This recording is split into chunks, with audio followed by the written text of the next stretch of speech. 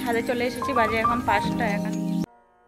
So hello everyone, good morning, welcome to back my channel. এখন বাজে সকাল 7:30 আর আমরা 7:30টার সময় উঠে চলে এসেছি কিচেনে। এলিশা স্কুল যাবে, এলিশার জন্য টিফিন বানাচ্ছি। আর এলিশা শুরু করেছে উঠে দুষ্টুমি, ও আমাকে নাকি হলে হেল্প করছে বাসন মাজতে। তো চলো কী করছে কিনা করছে পুরোটা ব্লগে দেখতে পাবে, ব্লগটা কন্টিনিউ করছি, তোমরা সাথে থাকো। চটপটা টিফিনটা বানিয়ে নিই, ওকে খাইয়ে দিই, স্কুল পাঠিয়ে দিই, কারণ 8:30টার মধ্যে ওকে রেডি করতে হবে। তো চলো, তো বাজে এখন 9:10। এলিশাকে এই মাত্র স্কুলে পাঠালাম। আমি ওকে 8:30 থেকে রেডি করতে বসেছি, ঠিক আছে। এবার এলিশা বাথরুমে ঢুকেছে, আধা ঘন্টা পরে বাথরুম থেকে বেরোলো, সেই 9টা বেজে গেল। আর এত জোরে বৃষ্টি হচ্ছে যে স্কুটি নিয়ে যেতে পারলো না। ও ভাবছিল স্কুটি করে নিয়ে রেখে আসবো, পরে এখন গাড়ি নিয়ে গেল।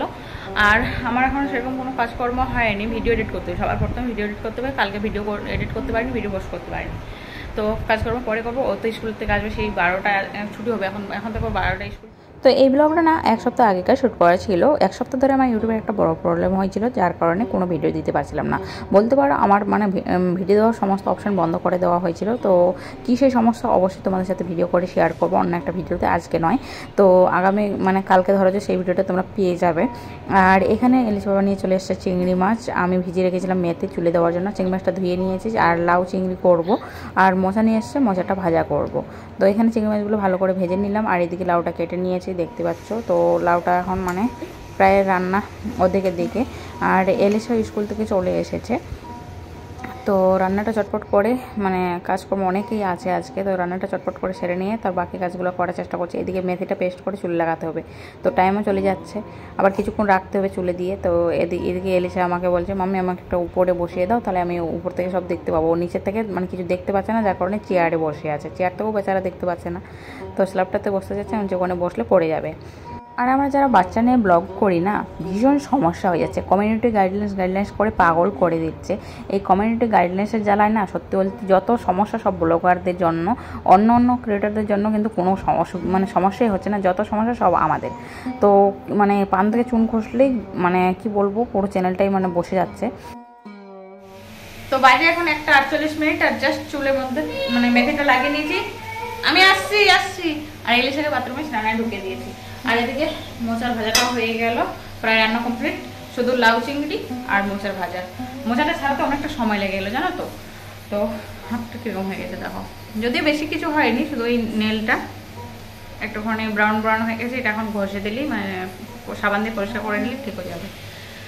তো চলো, আমি এলিশাকে চান করে আজকে খাইয়ে দেবো, নাহলে কালকে কী হয়েছিল বলতো, ওই চান করে ওকে যে মোবাইল দিয়ে বসে দিয়েছি, আমি বলেছি চানটা করে আছে, তার মধ্যে ঘুমিয়ে পড়েছে, না খেয়ে সারাদিন না খেয়ে কেটে গেছে, সন্ধ্যার সময় খেয়েছে। আর এলিশা বাবা গেছে একটা কাজে, বাইরে কিন্তু প্রচুর পরিমাণে বৃষ্টি হচ্ছে, এখন বৃষ্টি ছাড়ছে না, বারবার বৃষ্টি ছাড়ছে আর আসছে। তো চলো আমি স্নান করে তারপরে আবার আসি তোমাদের মাঝে। টিউশনি পড়া আছে 4টার সময়, তো বেশি হাতে সময় নেই, তার মধ্যে কাপড় কাচতে হবে, অনেক কাজ আছে এখন। তো রান্নার দিকে কমপ্লিট হয়ে গেছে, মোচাটা ভাজা করে নিয়েছি, মোচাটা আলু দিয়ে ভাজা করেছি, আর লাউ চিংড়িটাও হয়ে গেছে। এই দেখে নাও কালারটা কত সুন্দর হয়েছে, তাই না। এখন ছাদে চলে এসেছি, বাজে এখন 5:51। আর এখনকার ভিউটা না অসাধারণ লাগছে দেখতে। ছাদে দেখো, এখান থেকে নিউটন দেখা যাচ্ছে। তো চলো ব্যাক ক্যামেরায় তোমাদের সাথে শেয়ার করছি সোসাইটিটা দেখতে ঠিক কেমন আমাদের। তো ছাদ থেকে পুরোটাই দেখাচ্ছি, আর নিউটনটা দেখতে পাচ্ছ, এই আমবাগানে পরে নিউটনটা দেখা যাচ্ছে। আর এদিকে রয়েছে সুইমিং পুল। তো এই সুইমিং পুলটা এলিশার ভীষণ পছন্দ। আর তার মধ্যে রয়েছে নিচে দেখতে পাচ্ছ জিম, যে ব্লু কালার যে করা আছে ওটা হচ্ছে জিম। আর এখানে একটা গাড়ির মতো রয়েছে, এটা হচ্ছে আমার একদম বাড়ির সামনে।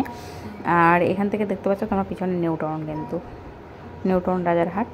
আর আমাদের এটাও কিন্তু নিউটনের মধ্যেই পড়ে। তো আজকে ক্যামেরাম্যান হচ্ছে এলিশার বাবা। এলিশার বাবা আমাকে ভিডিও করে দিচ্ছে, বললাম যে একটু ভিডিও করে দিতে, তো ভিডিও করে দিচ্ছে। আর এখন প্রায় 4 মিনিট কম 6টা বাজতে চলেছে। এখন আছে ছাদে।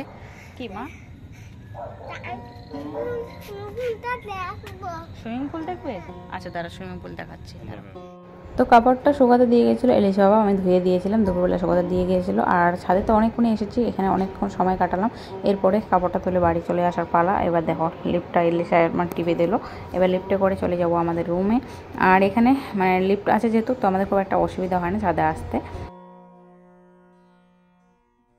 আর আজকে না টিউশনই ছিল না, যার কারণে এত ফ্রি মাইন্ডে ছাদে গিয়ে এতক্ষণ সময় কাটাতে পারলাম। টিউশন থাকলে তো এই টাইমটা পুরোটাই আমাকে ঘরের ভিতরে থাকতে পড়াতে হয় বাচ্চাদের।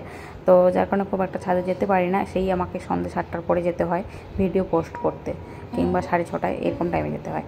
তো এখন কাপড়টা ভাঁজ করে নিচ্ছি, আর এলিশাকে মানে খাওয়ানো হয়নি, ওকে খাওয়াতে হবে। এদিকে ও মেকআপটা নিয়ে পড়ে গেছে। এই যে মেকআপটা কিনেছে না ও, এটা নিয়ে প্রত্যেক দিনে 3 থেকে 4 বার করে মেকআপ করে, আবার তুলে মেকআপ করে তুলে, জানি না কী পায়, কিন্তু ওটা নিয়ে ব্যস্ত থাকে। তো আমারও মানে খুব একটা বেশি মানে আমাকে বিরক্ত করে না, তো ওর মতো সময় কাটায়, আমি আমার মতো কাজ করি।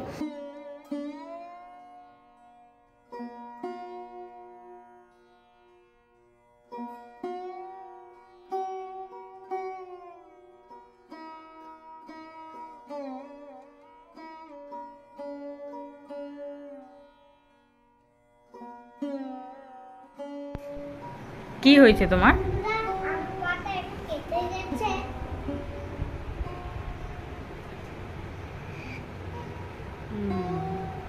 আর হাত দেখি, হাত দেখি, হাত দেখি,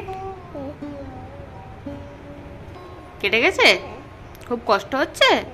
আর দৌড়াদৌড়ি করবে, ছুটবে?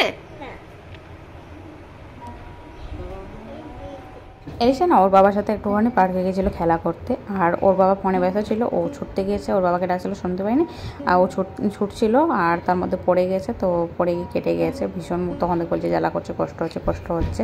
তো মলম ছিল, মলম লাগিয়ে দিয়েছি, কিন্তু এতটা যেহেতু মানে ছিঁড়ে গেছে, তো ওটা তো একটু জ্বালা করবেই।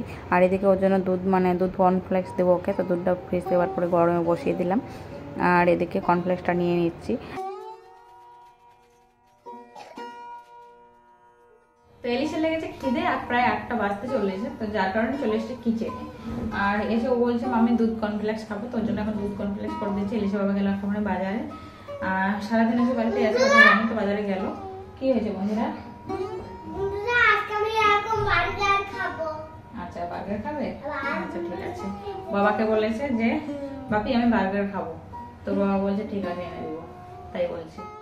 আর দুপুরে যেটা রান্না আছে না সেটাই রয়ে গেছে, আর এখন সেরকম কিছু করবো না, কারণ তো রাত্রিবেলা এমনি বেশি থেকে মানে ভারী খাবার খাই না, যেহেতু ডায়েটে রয়েছি। আর 1 সপ্তাহ চ্যালেঞ্জ নিয়েছিলাম যে 1 সপ্তাহের মধ্যে অনেকটা ওজনটা কমাবো, তো তোমরা দেখি বুঝতে পারছো কিনা। এই কদিনে আমি যথেষ্ট ওজন কমিয়ে ফেলেছি। এলিশা বাবা বলছে বা তুমি তো দারুণ একদম ম্যাজিকের মতো কাজ করেছো, 1 সপ্তাহ হয়নি এখনো, তার মধ্যে এতটা মানে ওয়েট লস করে ফেলেছো। তো সত্যি কথা বলতে আমার না বেশি সময় লাগে না মানে ওজনটাকে মানে নিজের আয়ত্তে আনতে। তো কি করছো ওইগুলো কেন নোংরা করছো কেন বলো? তো যার কারণে রাতে আমি খুব একটা ভারী খাবার খাই না। আর কি বলতো, যখন ওজন বেড়ে যায় তখন তো সবকিছু যেন মানে কেন একটা অন্যরকম লাগে, আমার তো ভীষণ খারাপ লাগে জানো তো। প্রতিটা জিনিস মানে একটু কাজ করতে গেলে হাঁপিয়ে যায়, ভীষণ অসুস্থ। সেই সমস্ত থেকে মুক্তি পেতে গেলে সবসময় ফিট থাকতেই হবে, আর যত ফিট থাকবে তত নিজের মনটাও ভালো থাকবে।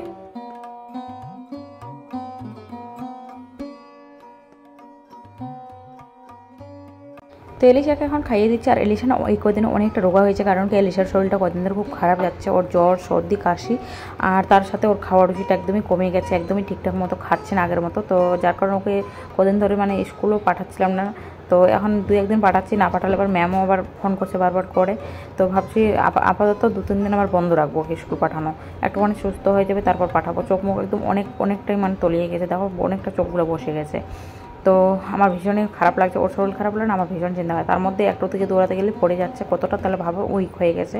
তো ওকে খাওয়াতে গেলে এইভাবে গল্প বলে খাওয়াতে হয়, আর না হলে ফোন দিলে তাড়াতাড়ি খেয়ে নেয়। তো ফোন দেখার অভ্যাসটা ওকে ভোলাতে মানে চাচ্ছি, যদি এক্সট্রা আমার কাছে একটা আরও ফোন আছে, এলিশা নতুন একটা ফোন নিয়েছে, তো ওটা ফোন আমার কাছেই থাকে বেশিরভাগ। তো যার কারণে ওকে ফোনটা দিব না বলে ওকে গল্প বলে খাওয়াতে হয়।